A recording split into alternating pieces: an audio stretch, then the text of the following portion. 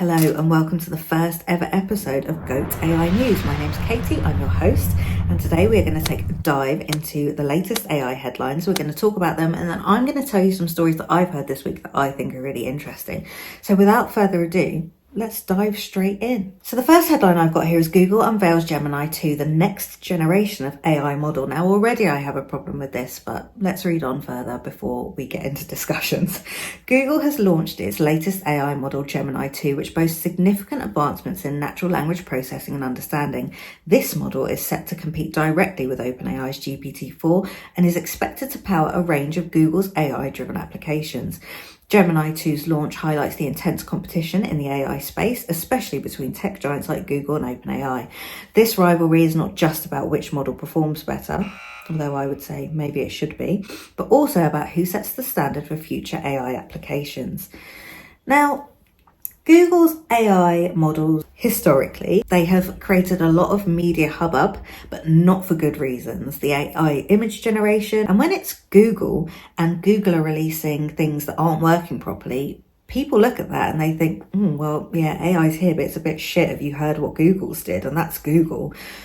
I don't think that they should be seen as the forerunner just because of who they are. If their models are shit, their models are shit. And personally, I don't know anyone who's actually interested in AI who uses Gemini 1 or 2 over GPT-4o or Claude 3.5.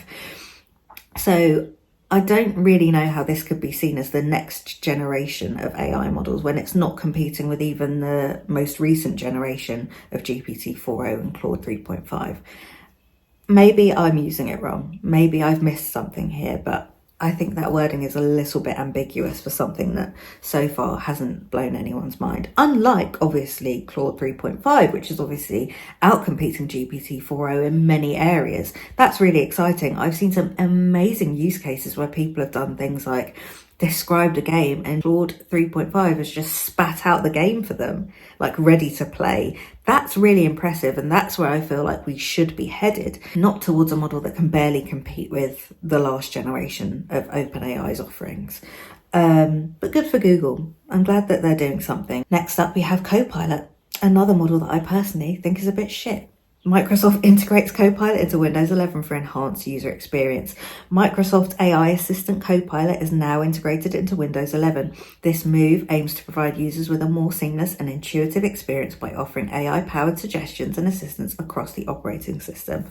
Why did Microsoft ever introduce an AI that didn't do that? Surely that would have been their niche, like an operating system that could speak to Word, it could speak to PowerPoint, it could speak to Excel, it could do things in there for you and then spit out the output that you're looking for. These tech giants are really letting the side down when it comes to AI, and people are expecting so much of them and they're getting so little. And maybe I just used CoPilot wrong, but when I used it, I found it really frustrating. It didn't do anything that I wanted it to do. It took a lot of cajoling just to get simple output. And I feel like with the amazing models that we do have out there at the minute, it's just clogging up the space. And they could be working on this stuff in private and releasing it to us when it's actually doing something interesting or new. OpenAI has announced a new partnership with several leading universities to advance research in artificial intelligence.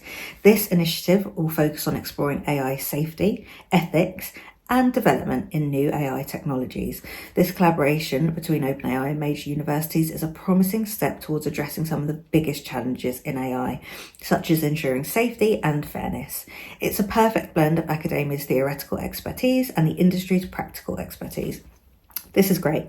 This is what I feel like we should be doing more of. OpenAI, with their supposed openness, need to be working with industry leaders in, I guess, probably government, even though I know that a lot of people in government probably won't have any clue about any of this and so probably won't have anything helpful to say, but at least they are in positions of implementing laws to keep everybody safe in this really rapidly evolving industry. But universities, we need big thinkers.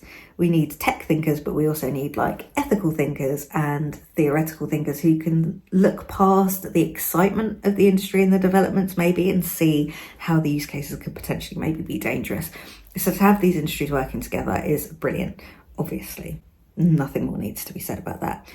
AI beats human doctors in diagnosing rare diseases. A groundbreaking study reveals that AI systems have surpassed human doctors in diagnosing rare diseases from genetic data. This could revolutionize how rare conditions are identified and treated, offering hope to millions of patients worldwide. AI's superior performance in diagnosing these diseases showcases its potential to completely transform healthcare. And while this is incredibly promising for early and accurate diagnosis, it also begs the question of how we integrate these tools into everyday medical practice. This is a really interesting one for me. I know there's going to be the argument of, but what about all of the doctors and sonographers that are going out of work because AI has taken their jobs? And I don't have an answer, but what I do think is where it comes to saving lives and AI is doing it more effectively, let's use the AI. Let's balance people living over people having reliable income, and let's sort income a different way, maybe a universal basic income. And that doesn't mean that I don't think that these kind of systems need human oversight. I think a lot of the jobs that are going to be replaced by AI, roles will become more in tune with making sure that the AI is doing what it's supposed to be doing properly and isn't spitting out nonsense data. Personally, I spend a lot of time training AI systems, and I know that they make up a lot of stuff a lot of the time. But this is only 2 years into AI being really open to the public and used by so many people worldwide. I feel like give it another year, another 2 years, another 5 years, and the level of human supervision that's required is going to be significantly decreased. But let's see where we go. Tesla is rolling out full self-driving beta to more users. Tesla has expanded the rollout for its full self-driving beta software to more users, bringing the company closer to its goal of achieving fully autonomous vehicles. The latest version includes significant improvements in driving behavior and safety. I hear the same argument every time self-driving vehicles are spoken about, and it's, my car brakes too soon though when AI is switched on, and the automatic braking is really annoying because I was trying to do this and it broke and then I wasn't ready to brake. That's you as a human being willing to take a higher level of risk in your driving than the AI was willing for you to take. And that might be annoying, but if everybody's car was willing to take a slightly lower level of risk, there would be a lot less incidents on the road. There would be a lot fewer deaths. It would be a lot safer for everybody to drive. I think the biggest issue with self-driving cars is the self-driving cars having to anticipate the actions of non-self-driving cars, humans who are so erratic and unpredictable. If everybody's car was self-driving, I feel like we would be in a lot safer place on the roads, but we're not quite there yet. I think it kind of is going to be an all or nothing thing, and there's going to be these few years where it's half self-driving, half people doing manual control, people taking over the wheels. And I think actually that's going to be the messiest time. I think when we've fully transitioned into completely autonomous vehicles, everything's going to be a lot safer. I'm in. Sold. AI-powered text-to-image models are now capable of creating realistic art. New advancements in text-to-image models like DALL-E 3 and Midjourney are enabling AI to generate highly realistic and creative artwork from textual descriptions. These models are opening up new possibilities in digital art and content creation. I remember seeing my first DALL-E created image, not one that I created, but seeing them on X or Twitter, and thinking, yeah, but you can tell that that's not real. I think it was within about 6 months, the technology had advanced so much that I could no longer tell what was an AI generated image and what wasn't.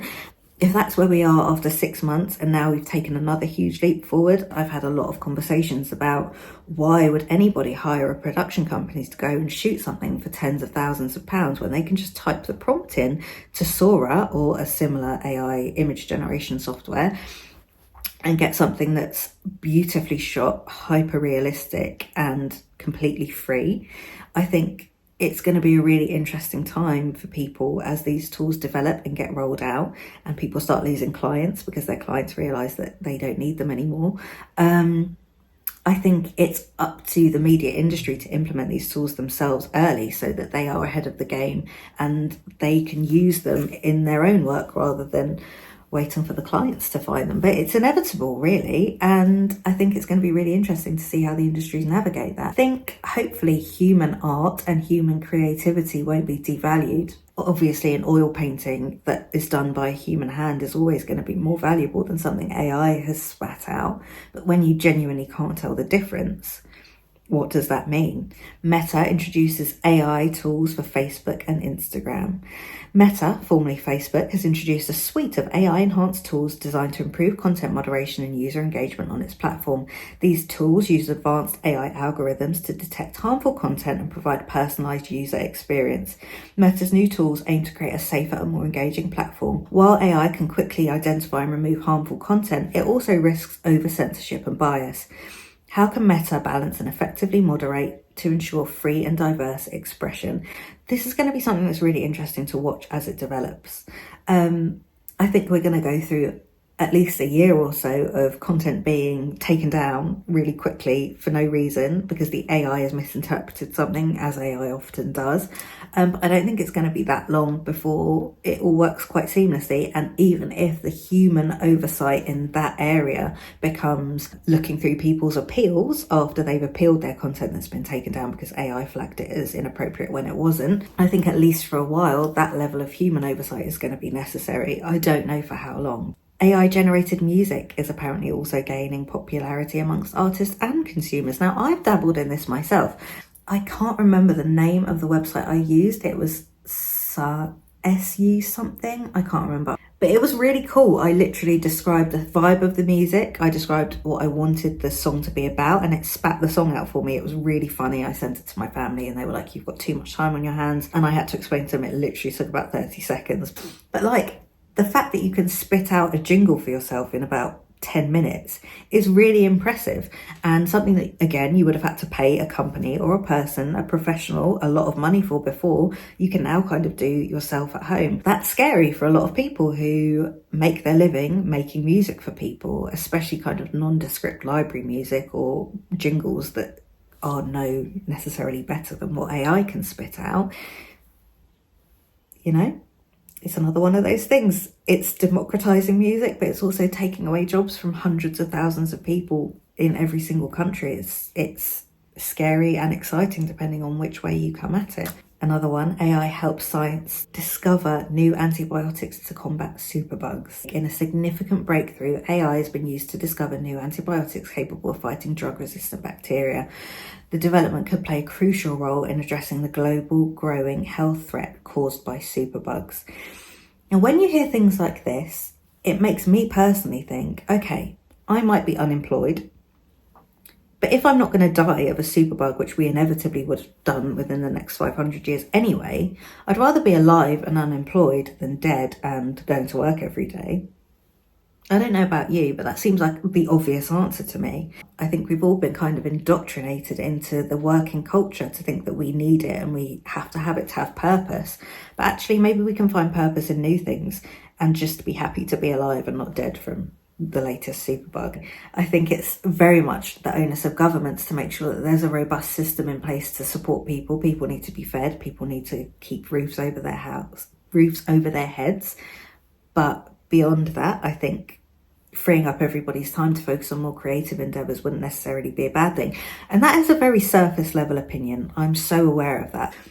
I'm not an economist or a politician, and I don't have solutions to these things, but I can see a potential world where these AI systems are implemented and we don't all have jobs anymore, but it's not necessarily the end of the world. Hopefully the abundance that AI creates will kind of negate enough of the issues that we can get by for the next sort of 100 years while we figure out how society looks when we've had to completely burn it to the ground and start again with all of these AI systems in place. And how will we manage the balance between like AI managing our agriculture and our potentially political systems and our healthcare, because it does so much more effectively than humans can, but without them becoming our overlords. Because that's the danger, isn't it? They potentially will be able to, in 10 years, do everything better than we can if we achieve AGI, that it will be capable of running us better than we are. And how much power are we going to hand over to these systems to do these things? Like, there's loads of huge existential questions that, you know, I've heard so many people thinking about and talking about, and I don't think anybody has an answer at the minute, but governments around the world are definitely thinking about this stuff, and I can't wait to see what they come up with. Amazon's Astro robot now features advanced AI capabilities. Amazon has updated its Astro home robot with advanced AI features, including improved navigation, voice recognition, and the ability to interact with household objects. Astro is part of Amazon's vision for AI-powered smart homes. These capabilities could revolutionize daily household tasks and smart home management, but there's also a growing need to consider the implications of privacy and the evolving relationship between humans and robots in our personal spaces. Personally, I can't wait until an AI robot does my washing.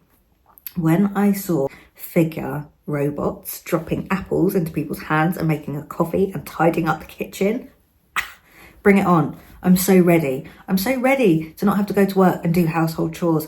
And maybe my enthusiasm for AI is like completely running in parallel with my laziness. But like, bring it on. I know that there's a lot of worry about data and privacy and having these things in our homes. Personally, I don't actually have an Alexa in my home because of exactly that. But that's because I feel like I'm willing to sell out my soul and data to one company at a time. And at the minute, it's OpenAI and potentially probably Apple with my iPhone. And I'm not quite ready to let Amazon in there yet. I do a lot of shopping on Amazon. They already know a lot about me. But when the convenience of a humanoid robot or a household robot overtakes the slight niggle in the back of my head about privacy and data protection, then I'm sold. I'll take it. I don't care. You can watch me 24 hours a day and know everything that I'm up to, as long as you're going to also clean the bathroom. Fine. I think we might be a little bit off that so far, being rolled out in a way that is accessible to like average Joe like me. I'd say within the next 10 years, there'll be some kind of reasonably affordable model. And I do also think things that are so life-changing and so wanted by the vast majority don't actually need to be affordable. iPhones cost a couple of grand. Cars cost almost 30 grand sometimes, but most of us have a car. Most financial institutions are quite happy to offer people finance when they can. AI in agriculture. Robots and drones revolutionise farming practices. AI-powered robots and drones are transforming agriculture from automated harvesting to precision spraying and monitoring crop health. These technologies are helping farmers increase efficiency and reduce costs and improve yields. This is the kind of infrastructure that we need AI to really start taking over on in order to balance out the potential job loss when crops are infinitely abundant. Because agricultural systems are being managed by AI, it will be less of a worry because food prices will drop so significantly that people being on universal basic income won't necessarily be a problem because the day-to-day needs will be more taken care of. And that is probably a really simplistic and idealistic way to think about things. And there's probably a lot of economic nuance that goes hand in hand with that. That means that what I'm saying is complete nonsense. But from my point of view, I do think that actually, if we focus on that kind of area of development at the same time that we're thinking of sort of the large language models that will take the day-to-day customer service jobs, I do think that we might be able to balance out some of the risks.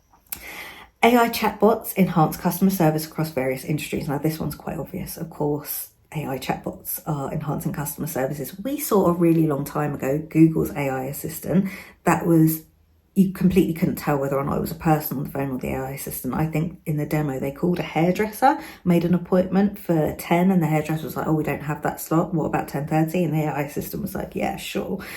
It was seamless. And that was years ago. That was before OpenAI was widely available to the public. So how that kind of technology is now developed is going to be really impressive. Now, two other stories that I have to tell you, just to wrap things up. These are just fun things that I've read about this week. AI was integrated into McDonald's drive-thrus, and in testing, it worked really well. It was an ordering system. So you know the guy that says, hi, welcome to McDonald's, how can I help you? They tried to make that AI. In controlled environments, it was really effective. It was much more accurate at getting people's orders than human customer service representatives.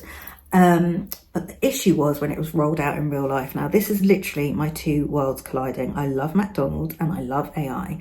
So for me, this would have been really exciting. But unfortunately, in real world use, it didn't quite work out. AI couldn't deal with the background noises, horns honking, engines revving, accents. It struggled with people's accents, kids shouting things in the back. it wasn't quite there. And I feel like they could have tested that better. When they tested it in a controlled environment, they could have at least played the generic background Atmos noise of outside. But they didn't. And when it was rolled out, it didn't work. So they've had to reel that one back in. And the other interesting story is AI therapists. So Character AI, if you don't know, is a site that you can go in and talk to characters. So be that Harry Potter or someone that you've made yourself and set their various characteristics. It's kind of like Replica, which is another AI where you can let it know how you want it to interact with you. I think a lot of people use it for sexual reasons, which was kind of inevitable, I feel, in this arena. Let's not go there for now. That's a whole nother episode.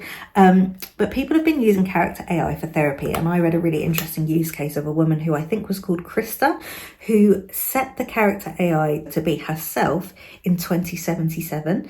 A happier, more well-rounded version of herself. She programmed it to be all the things that she would want to be, and then she used this version of herself to like coach her through her daily struggles. And she said that she'd found it difficult to talk to humans about these things in the past for fear of judgment, and a human therapist wasn't always available to her, whereas her Character AI character was. She loved that she could talk to her anytime, day or night. It was never judgmental. It was her, so it felt like a completely safe space. And she got a lot from it. Unfortunately, what Christa found with Character AI was that eventually her character started saying mean, judgmental things to her, and so she had to nip that in the bud. But this is an early use case of somebody finding ways to help themselves mentally using AI, and I'm sure that there's so many people who use ChatGPT in the same way. Oftentimes, I think with therapy and things, it's not about what they say to you, it's about what you feel comfortable talking through with them. And so for a lot of people, AI might actually be better than having to talk to a real person. So that is actually it for today's episode. I hope that this has been in some way interesting or informative. Let me know if there's anything you want to hear more of or less of. I would love it if you would like, follow, subscribe, comment, interact in any way that you see fit, so that I know that somebody is out there and somebody is listening. And I'll see you guys for the next episode. Thank you so much for bearing with me this whole time. It's been an absolute pleasure. Have a lovely week. Goodbye.